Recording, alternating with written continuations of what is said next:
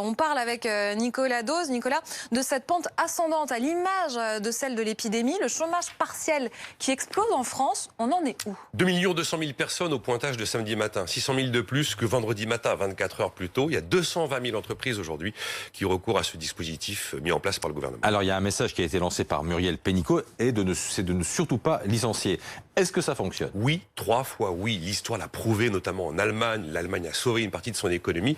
C'était en 2008-2009, au moment de la précédente grande crise, avec cette logique qui veut que l'entreprise indemnise son salarié et est indemnisée à 100% derrière par l'État et les régions. C'est la meilleure solution par rapport à ce que nous vivons. On en parlait la semaine dernière. L'enjeu, après, c'est que l'intendance se suive, que les décisions politiques soient suivies d'effet. Voilà, il faut que les dossiers soient validés, que les remboursements par l'État et l'UNEDIC interviennent bien sous 15 jours. Alors, Muriel Pénicaud veut rassurer. Toutes les demandes sont réputées acquises. Si on ne vous répond pas sous 24 heures, 48 heures, ça veut dire oui. Sauf que les remontées du terrain que nous avons, c'est pas exactement ça. Par exemple, l'UDP, le patronat des artisans, a dit très clairement que de très nombreux dossiers éligibles au chômage partiel se voient opposer des refus de la part des directs, les directions régionales du ministère du Travail. Il y a la parole politique et puis il y a la réalité du terrain. D'un mot, Nicolas, est-ce qu'il y a des entreprises qui profitent du système? Il y en a qui profitent du système, sûrement très peu, mais oui, forcément, il y en a. Alors, Muriel Pénicaud dit on fera des contrôles a posteriori, et puis s'il y a eu effectivement des entreprises indélicates, on va dire, eh ben, elles devront rembourser.